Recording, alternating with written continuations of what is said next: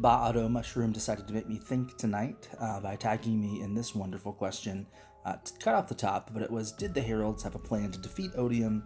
Did it involve a bargain or something else? Linking to that video, so go ahead and watch the original.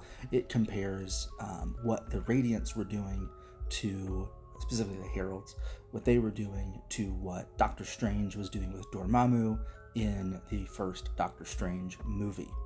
This is going to be spoilers for the Stormlight Archive. Now, in this instance, what I think is most likely is that at some point, the plan that Odium reveals at the end of Rhythm of War was unveiled to honor and possibly to the Heralds, but probably not to the Knights Radiant. And the plan basically was gather an army, go and destroy all opposition in the Cosmere. I also think they learned about his shattering of other shards.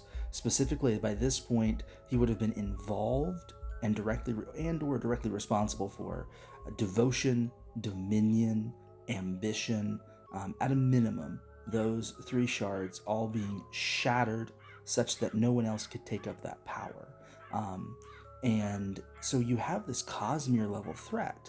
And I think that Honor and the Heralds took it upon themselves to say, we're going to lock Odium into the Rosharan system so that everybody else can have the chance to flourish and to continue onward. So you have cultivation there, right? Cultivation's desiring the rest of the Cosmere continue to grow and to thrive. You have Honor, who's desiring to protect and honor the pact that they made with the other shards, that they would be able to be independent. And so I do think that one of the things that ultimately led the Knights to betray their oaths, to do the recreants, to walk away from their orders, was realizing that their war was basically a lie. They were never supposed to defeat Odium. The plan was just to keep him in the Rosharan system for as long as possible.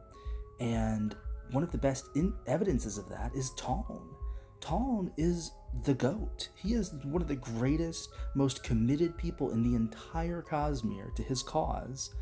And when he was on Braze, being tortured for 4,500 years, he walked away thinking, mission accomplished.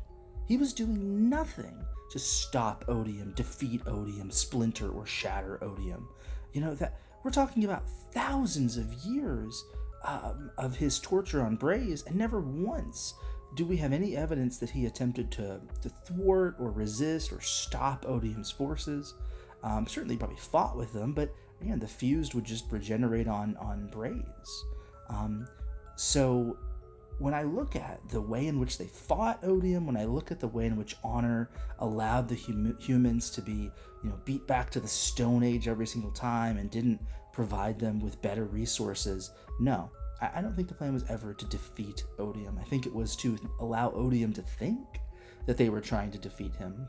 But the goal was to trap him in there, keep him angry, keep him frustrated, feed into that passion, that anger that is the soul of Odium, and therefore to protect the rest of the Cosmere.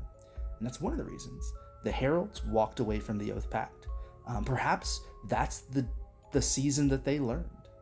Perhaps one of them realized that this was never really about defeating Odium, but maybe they knew all along.